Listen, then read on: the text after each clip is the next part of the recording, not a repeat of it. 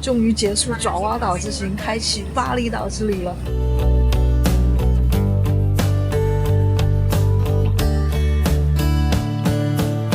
好巧啊！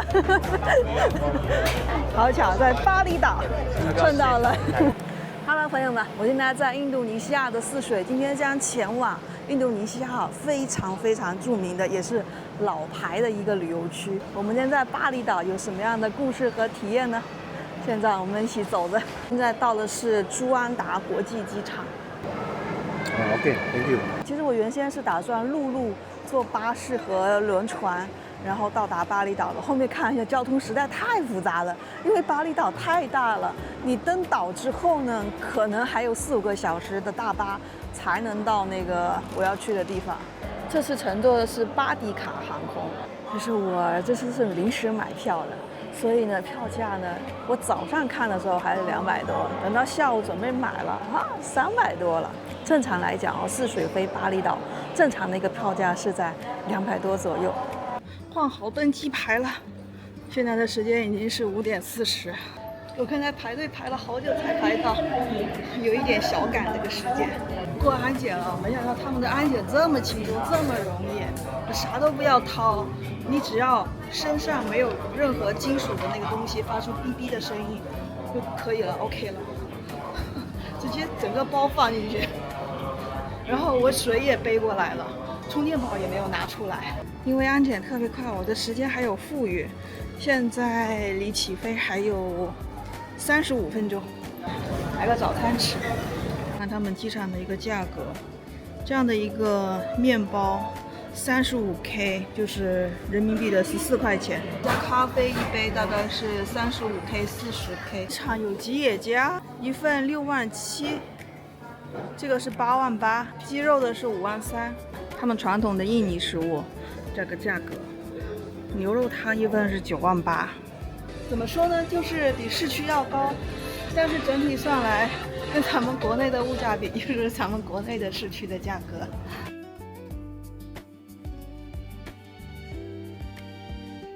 哦，开始登机了。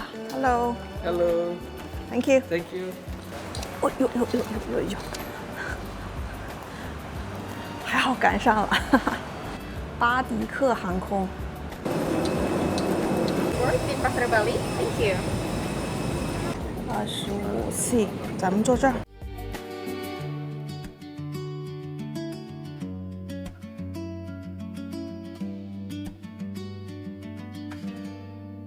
到巴厘岛了，现在是早上的8点16分，平时这个时候我还在睡觉呢。终于结束爪哇岛之行，开启巴厘岛之旅了。爪哇岛可以说是探求他们本地人的生活的一个地方，然后巴厘岛呢是真正的度假的地方。在这个岛上，外国人可能比本地人还多。巴厘岛机场果然很不一样，一下机场就有一种很浓的那种香味，而且你们看机场啊，有非常多他们这种传统的东西。巴厘岛和爪哇岛虽然同属于印尼啊，但是爪哇岛信仰的是伊斯兰教，巴厘岛信仰的是印度教，两个地方的宗教信仰不同，所以呈现出来的风格也就不同，有点意思。巴厘，然后下面写的是天堂的岛。然后这个机场的建筑也是非常有传统的元素。我们先来杯咖啡清醒，用这个杯子可以便宜30%的折扣呢，便宜了17000。也就是折合人民币的6块钱。这样算下来，我买一杯拿铁，本来是59000，现在只有41000，也就是折合人民币的16块钱。星巴克打钱。很多人会向我要什么旅行攻略，但其实你们知道吗？我在路上，就是在旅行路上的时候，很多时候，大部分时候80%-90%都是边走边查。就是比如说，我想到机场，我想怎么去市区，我是没有提前查的，我就现在现查我发现有一个公交线路可以到，我就这样子谷歌地图搜有公交线路可以到。所以长期环球旅行你不用太紧张，很多事情呢到了再说。还给我写了一个小纸条 ，Welcome to Bali， 再告诉你们一招省钱小秘籍。在机场都会有这种 GoJet 或者 Grab 的这个小灯箱，那灯箱上面呢，它会有一个优惠码，像这个优惠码，你把这个优惠码输入进去的话，你打车的时候会便宜。你看这个就可以便宜45千。但是印尼啊有一个很奇怪的现象，你从机场打车呢，那个费用就特别高，特别高，高出特别多。然后你离开机场大概100-200米距离的时候，那个费用啊就突然间会降到很低，就降到一个正常价格。走，现在继续走。现在我们要坐公交车前往市中心，跟着这个箭头走。巴厘岛真的是机场就有很浓的一个度假小氛围。我查到的巴士是有2班，一个是 K2B， 一个是 K6B， 然后就是在这个地方等车。那这个有个牌，然后这边写着2路跟6路，就跟我这个相对应的，应该就是这个了。看一下，有一个站叫罗亚库塔就是这儿，那就 OK。来到市区了啊，这个建筑风格我觉得我还蛮喜欢的。我们现在先去巴厘岛的库塔海滩去看一下。库塔这个区域啊，是巴厘岛开发最早的这一片区域，非常多酒店，非常多青旅，还有餐厅啊什么的。但是呢，我不怎么建议大家住在库塔，因为库塔的海滩啊一般般，不怎么干净。然后呢，这里也非常的喧嚣，非常的吵闹。这里的人全部都是喝桶装水的，因为巴厘岛的水啊实在是太脏了。他们这里有一个病叫脏水病，没见过有人背着大包去海滩边上的吧？巴厘岛这个感觉我喜欢。据说巴厘岛这儿还是白人的天堂，白人活生生的把这里打造成一个他们的乌托邦。白人的玩法跟中国人有点不太一样，因为中国人假期比较有限嘛，就那么几天，然后呢基本上都是过来住高级酒店，吃好吃的。那白人呢更倾向于就是找一个价格比较合适的青旅，然后住上一段时间，住上那么几个月，甚至于在这边就开始数字游民起来了，就是通向海滩的路旁边都是各种商店啊、咖啡馆啊、马杀鸡啊，这些衣服都是感觉所有的海岛都卖一样的东西。它这好贵啊，一个球是45000。来，粉丝先吃。你们还记得在泗水吗？泗水这一个球只有15K，还比这好吃。在印尼1个月了，就算再难吃都不会去吃肯德基。今天吃肯德基了，来巴厘岛的第一顿。咱们来鉴定一下印尼的肯德基。上次咱们鉴定过马来西亚的肯德基，我认为是全世界最好吃的肯德基。看看印尼的怎么样？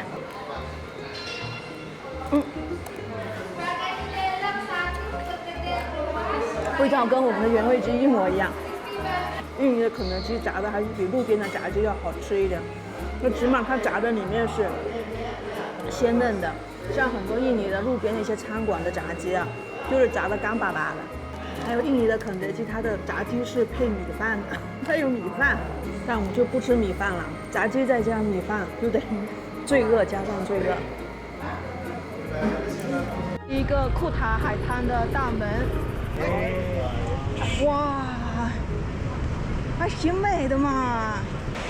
然后下面就是看海发呆的，晒太阳的，白人好喜欢晒太阳。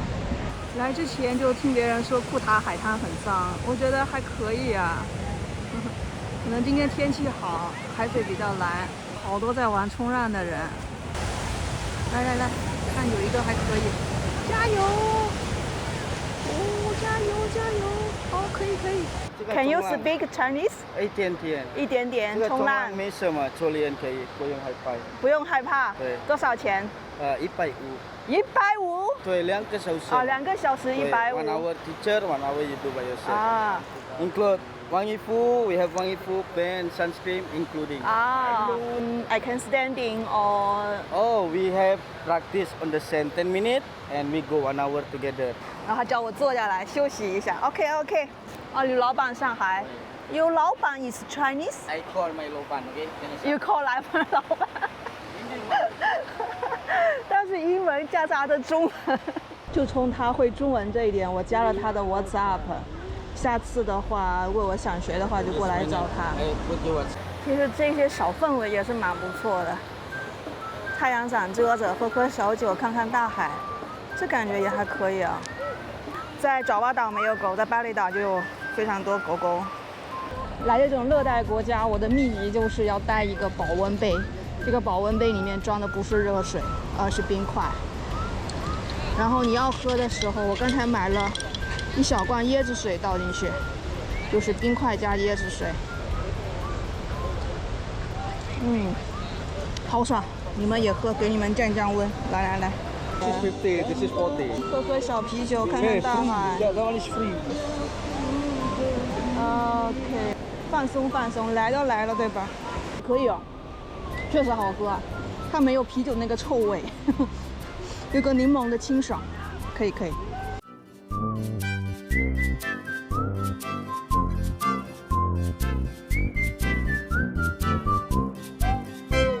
这里沿街有特别多的冲浪教练，然后这种水吧，有一些流动的马杀鸡人员会问你要不要马杀鸡。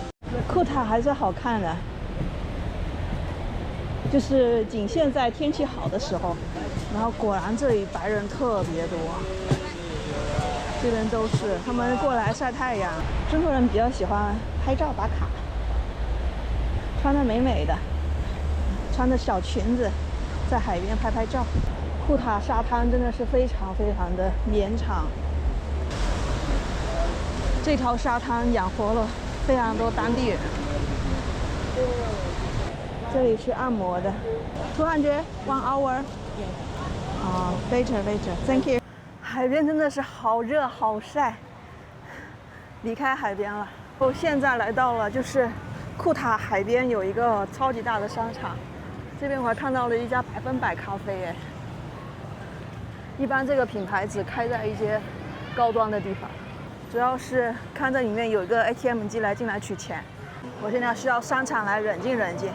所以巴厘岛这边好处就是它的商业比较成熟，漂亮的海滩旁边就是大商场，有种特别割裂的感觉。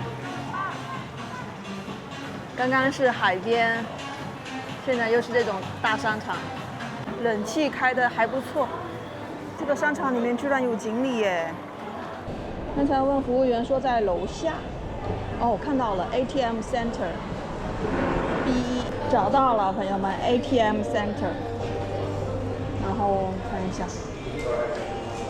我们来到这个 BCA 银行，前几次都是用这个银行取钱的。其他金额我们要10万的，然后输入它这个银行好像只能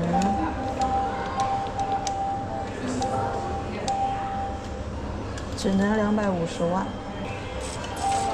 先出来钱，再是这个卡。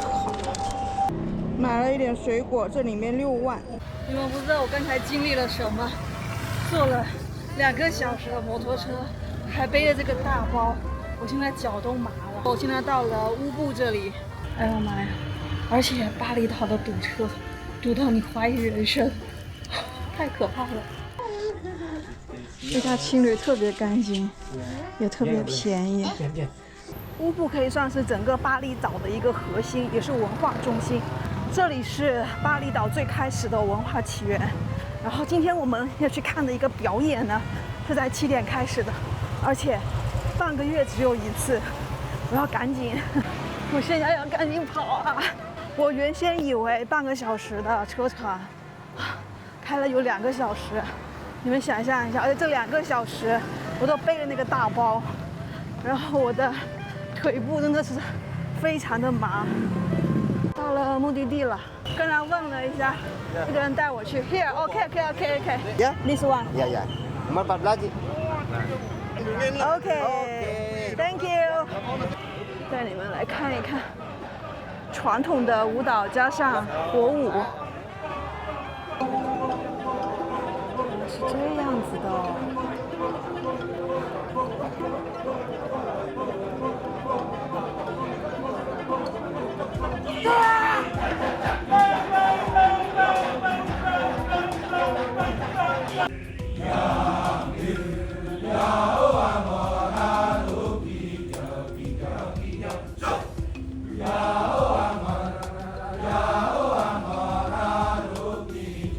这是巴厘岛的传统舞蹈，没有乐器，只有几十位舞者围成一圈，发出咔嚓咔嚓的人声伴奏，配合火焰与简单的互动，讲述着罗摩衍那这个印度教史诗。简单的说就是大魔王抓走了罗摩的王后西多，罗摩呢就派猴王在火焰中与魔王及恶魔作战，最后解救了王后的故事。票价是10万印尼卢比，也就是40人民币。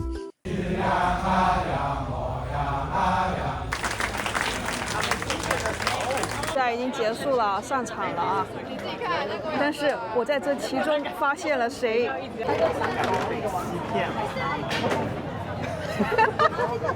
好巧啊！好巧，在巴厘岛碰到了啊！大家好，我是小林。Hello， 我是杨洋。好吧，去吃。来，印尼不700米。巴厘岛很出名的炸鸭汤。看完表演，我就吃炸鸭汤了。据说在这个巴厘岛非常出名的一道菜。但是呢，我们之前也在雅加达也吃过一次路边摊，看一下这个路边摊跟巴厘岛有什么不一样。到了巴厘岛，我仿佛好像进入了另外一个世界。发现了，哇，这么高级的吗？啊，德体达可迪讷 Original， 哇，1990年，155K 一份套餐是吗？对，就这个，但没有水的。哦，还有点水，那一个人就是人均200K。人均88块钱。走，来都来了。Hello。哇，它这里面设计的还不错哎。你看这个小荷花开的，还有喷泉呐，像个花园一样。这个餐厅还很大，啊，可以，正好晚上过来呢，不会很热。对，啊，不错，我感觉有点小奢侈啊，这么大一个花园，就零零星星的布着几个座位，但是想想它的价格，我值得。还有一件事情，看到吗？21%的税，这我在印尼遇到过最高的一个税。今天真的是累了一天了，凌晨5点坐飞机，然后又是到了之后呢，又是逛，然后又是赶路，然后又是摩的2小时。这样总算可以好好吃一下了。怎么办？怎么选择？在纠结。Only this is dirty duck. OK， 点了半天，看了半天，最后还是点了他们的招牌菜。因为我觉得如果来藏鸭餐，不吃藏鸭，不吃藏鸭就白来了。哇，好大一只啊！哦。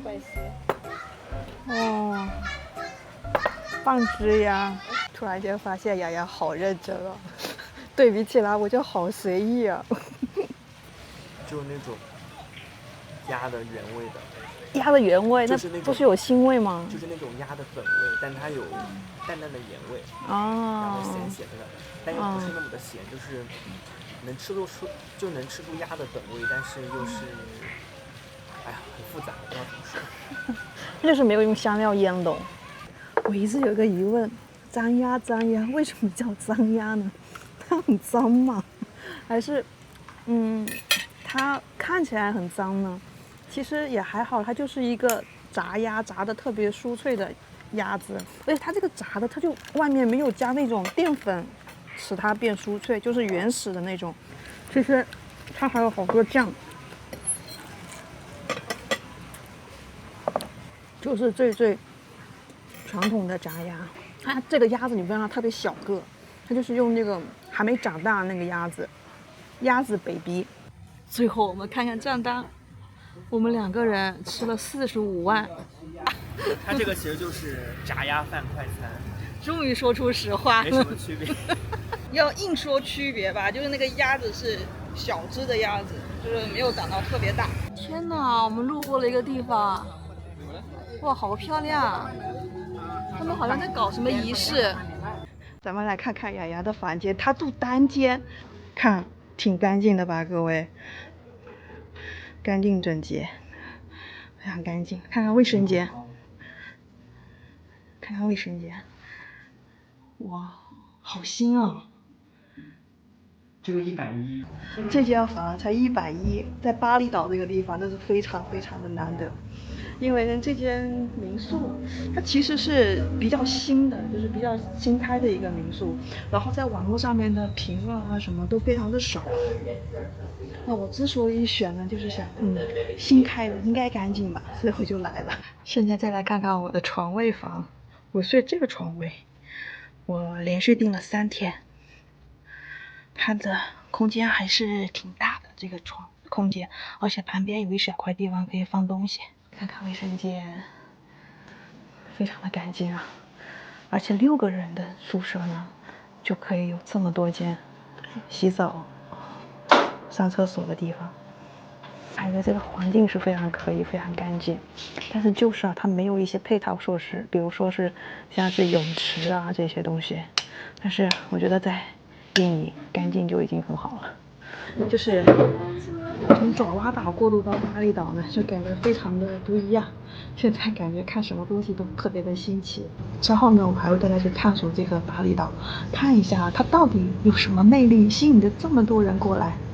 好了，我正在环球旅行第17国印度尼西亚，欢迎持续观看我的环球旅行纪录片，下个视频见啦。